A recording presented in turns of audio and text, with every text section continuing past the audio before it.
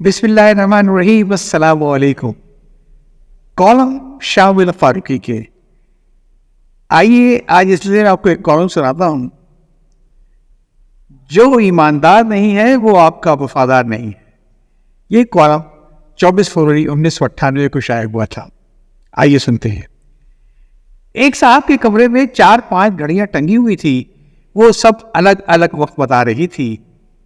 ان کی کسی دوست نے پوچھا کہ اتنی گھڑیوں کا کیا فائدہ جب وہ سب الگ الگ وقت بتا رہی ہیں؟ صاحب خانہ نے جواب دیا کہ اتنی گھڑیوں کا کیا فائدہ ہوتا اگر وہ سب ایک ہی وقت بتاتی۔ بہرحال یہ تو ایک لطیفہ تھا، ورنہ حقیقت یہ ہے کہ اچھی گھڑیوں کی خوبی یہ ہے کہ وہ سب ایک ہی وقت بتائیں، لیکن اس کے برعکس انسانوں کی خوبی یہ ہے کہ ہر شخص اپنی انفرادی رائے کا مالک ہو۔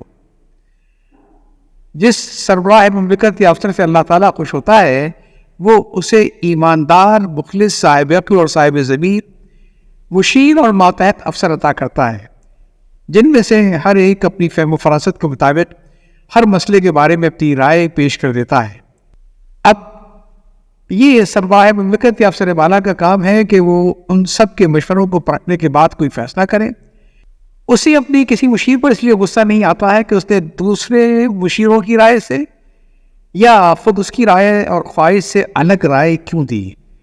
اگر دنیا کے تمام انسانوں کا ایک ہی نہج پر سوچنا کوئی خوبی ہوتا تو اللہ تعالیٰ حضرت آدم پر ہی نسل انسانی کی انتہا بھی کر دیتا، لیکن نظم عالم کی خوبی اس بات میں مضمر ہے کہ یہاں ہر شخص کسی ایک موضوع یا نقطے پر دوسرے شخص سے الگ رائے رکھتا ہے، اور لطف یہ ہے کہ ان میں سے ہر شخص فردن مخلص اور ایماندار بھی ہوتا ہے۔ لیکن ترقی پذیر ممالک کی بدقسمتی یہ ہے کہ یہاں ہر شخص یہ چاہتا ہے کہ اس کے ماتحت افسر یا مشیر اسی کے انداز میں سوچیں، وہی کہیں جو وہ خود کہنا چاہتے ہیں، حتیٰ کہ اگر وہ کبھی دن کو رات کہتے تو اس کے ماتحت کہیں گے جی ہاں حضور، وہ چاند تارے بھی چھٹکے ہوئے ہیں۔ اس رویے کے اثرات بار بار مضر انداز میں سامنے آئے، لیکن ہر سربراہ مملکت یا افسر بالا یہی سمجھتا رہا کہ یہ مضمرات دوسروں کے لیے تھی، خود اس کا معاملہ دوسروں سے الگ ہے، لہذا اسے وہی مشورہ ماننا چاہیے جو وہ چاہے۔ لاہور کی انگریزی ہفتہ دی فرائیڈے ٹائم نے جاوید احمد نوئل کے بارے میں خبر دی ہے جو اگر صحیح ہے تو افسوسناک ہے۔ جاوید نوئل وزارت خزانہ میں ایڈیشنل سیکرٹری گریڈ 21 کے تھے۔ ان کا تعلق انکم ٹیکس گروپ سے ہے، لیکن ایک طویل عرصے سے وہ وزارت خزانہ کے مختلف عہدوں پر مامور رہے۔ ہفت روزے کے مطابق جاوید نوئل ایک ایماندار افسر ہیں اور ان کے ساتھی اور دوسرے افسران بھی انہیں بڑی عزت و اکرام کی نگاہوں سے دیکھتے ہیں۔ وہ اپنی رائے بے لاگ انداز میں دینے کے عادی ہیں۔ عجیب اتفاق یہ ہے کہ یہ خاکسار کالم نگار بھی جاوید احمد نوئل سے کسی حد تک واقف ہے اور ان کے بارے میں بڑی اچھی رائے رکھتا ہے۔ ہفت روزے کے مطابق جاوید نوئل بے نظیر کے ناقدوں میں شمار کیے جاتے تھے، لیکن بے نظیر نے ان کی ایمانداری اور پیشہ ورانہ صلاحیتوں کی قدر کی اور انہیں کبھی کوئی نقصان نہ پہنچایا۔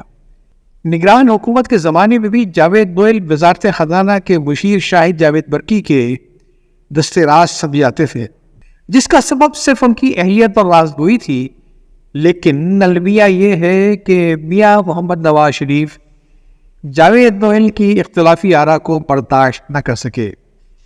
جاوید نوئل کی گستاخی کی ابتدا اسلام آباد پشاور موٹر وے کے 18 ارب روپے کے منصوبے سے ہوئی۔ نوئل نے اس منصوبے کی مخالفت یہ کہہ کر کی کہ ترکی کی متعلقہ فرم کی شرائط ان شرائط سے بھی زیادہ سخت ہے جو خود اسی فرم نے میاں نواز شریف صاحبی کے پچھلے دور میں دی تھی۔ جاوید نوئل کی اس رائے کو نظر انداز کرتے ہوئے وزیر اعظم نے منصوبے پر اپنی منظوری دے دی۔ اس کے بعد لاہور ایئرپورٹ کے نئے ٹرمینل کا منصوبہ آیا۔ کہا جاتا ہے کہ اس منصوبے میں پنجاب کے وزیر اعلیٰ میاں محمد شہباز شریف کو بڑی دلچسپی ہے۔ اس منصوبے کی لاگت بیرونی کرنسی میں تقریباً 12.5 کروڑ ڈالر اور مقامی کرنسی میں 2.5 ارب روپے ہے۔ اگر 2 برس میں منصوبہ مکمل نہ ہوا تو قیمت اور بڑھ جائے گی۔ ماہرین کا خیال یہ ہے کہ پاکستان میں بہت کم کوئی منصوبہ اپنے وقت پر مکمل ہو پاتا ہے، لہٰذا اس منصوبے میں بھی قیمت میں اضافہ ناگزیر ہے۔ ایک برطانوی فرم اس منصوبے کے لیے تجارتی شرح سود پر قرضہ دینے کے لیے راضی ہو گئی۔ اندیشہ یہ ہے کہ اس منصوبے سے حاصل ہونے والی آمدنی سود ادا کرنے کے بھی لائق نہیں ہے۔ ماہرین کہتے ہیں کہ ضمن میں کراچی ایئرپورٹ کی مثال چشم کشا ہے۔ وہاں جب جنہ ٹرمینل بنا تو یہ اندازہ لگایا گیا تھا کہ صرف اس کے ارد گرد کی غیر منقولہ جائیداد سے تقریباً 2 ارب روپے سال کی آمدنی ہوگی، لیکن یہ خواہش ہی رہی۔ آج حالت یہ ہے کہ ایک بڑا اور اہم بین الاقوامی ہوائی اڈہ ہونے کے باوجود کراچی کے جنہ ٹرمینل میں لگایا ہوا روپیہ نکل نہیں پا رہا ہے، اور سول ایویشن اتھارٹی اور PIA دونوں ہی اس منصوبے کے بوجھ تلے اس طرح ڈوبے ہیں کہ اٹھ نہیں پا رہے ہیں۔ یہ مثال دے کر جاوید نوئل نے لاہور ایئرپورٹ کے نئے منصوبے کی مخالفت کی، لیکن میاں محمد نواز شریف کی حکومت اس مخالفت کو برداشت نہ کر سکی۔ اس کے بعد 66 کروڑ ڈالر کا ایک منصوبہ کراچی میں قائدوں کے مزار سے میری وزیر ٹاور تک ریلوے کا بنا۔ بعض غیر ملکی سرمایہ کاروں نے اس منصوبے میں روپیہ لگانے کا عندیہ اس مطالبے کے ساتھ دیا کہ خاص مدت تک انہیں یہ ٹرین چلانے اور فی مسافر 4.25 روپے فی کلومیٹر یک طرفہ کرایہ لینے کی یاد دی جائے گی۔ گویا قائدین کے مزار سے ٹاور تک ایک شخص کا ایک طرفہ کرایہ 50 روپے ہوگا۔ ہر صاحب عقل کی طرح جاوید نوئل نے بھی اس منصوبے کی مخالفت یہ کہہ کر کی کہ یہ کرایہ عام آدمی کی استطاعت سے باہر ہوگا جن کے لیے منصوبہ بنایا گیا تھا۔ یہی کیفیت لاہور میں ریلوے کے منصوبے کی ہوئی۔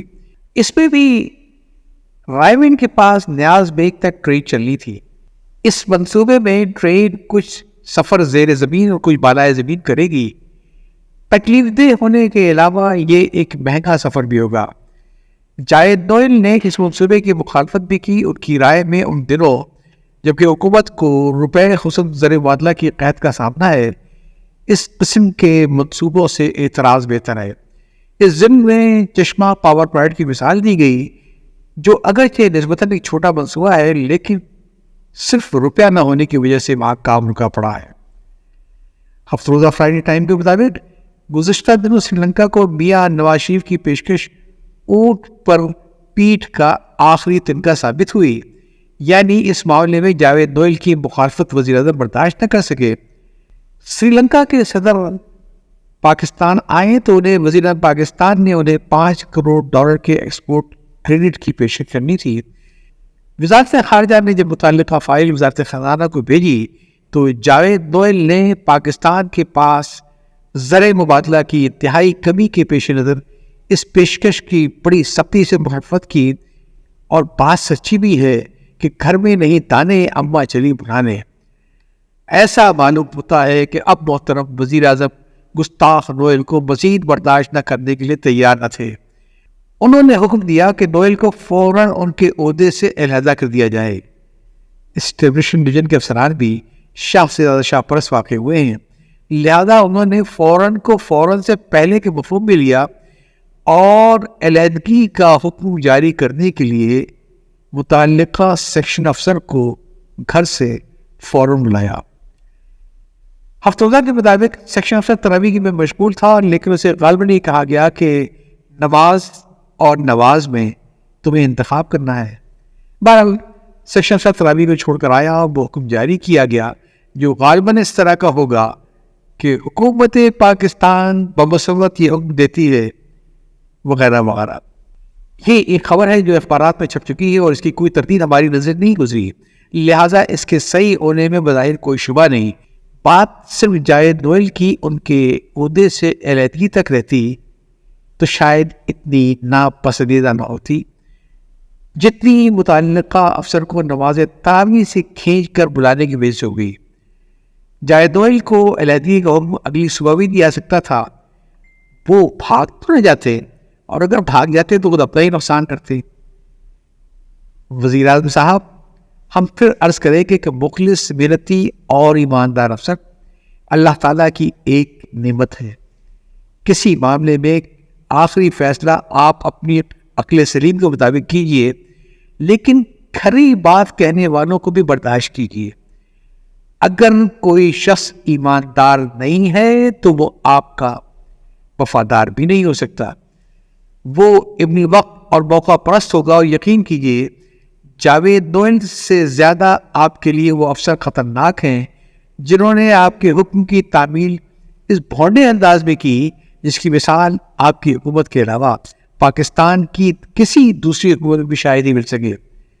اس مجبور اور لاچار سیکشن افسر کو بھی ہم سر سید احمد خان کی نصیحت یہ کہہ کر یاد دلانا ضروری سمجھتے ہیں کہ انداز بیاں گرچہ بہت شوق نہیں ہے، شاید کہ تیرے دل میں اتر جائے میری بات.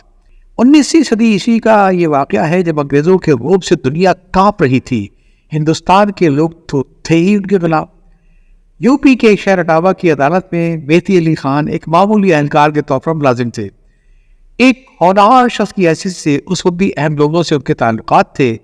سر سید سے بھی ان کی خط و کتابت رہتی تھی. ایک روز ان کے انگریز افسر نے انہیں کوئی کام دیا. اس دوران میں نماز کا وقت آ گیا. انہوں نے نماز کے لیے وقفہ کرنا چاہا. افسر نے اجازت نہ دی. انہوں نے کہا کہ وقت کا حساب لگا کر ان کی تنخواہ کاٹ لی جائے، لیکن انگریز افسر پھر بھی راضی نہ ہوا. اپنے دل کی بھڑاس نکالنے کے لیے مہدی علی خان نے سر سید کو سارا واقعہ لکھا. تو سر سید نے، جنہیں ان کے مخالفین انگریزوں کو پٹھو و ٹوٹی وغیرہ کہہ کر بدنام کرتے تھے، مہدی علی خان کو کچھ اس انداز میں جواب دیا کہ تمہیں شرم نہیں آئی کہ افسر نے تمہیں نماز پڑھنے سے روکا اور تم لجاجت کی باتیں کرتے رہے؟ تمہیں کھٹاک سے استعفیٰ دے دینا چاہیے تھا. بلاسل مہدی علی خان حیدرآباد تک چلے گئے. وہاں کی ریاست کے بڑے بڑے عہدوں پر فائز رہے اور نواب محسن الملک کا خطاب پایا. انہوں نے علی گڑھ یونیورسٹی کے لیے بڑی بات انجام دی.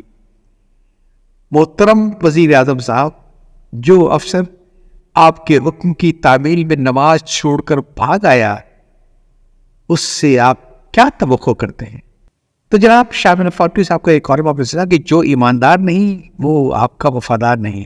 یہ کالم 24 فروری 1998 کو شائع ہوا تھا.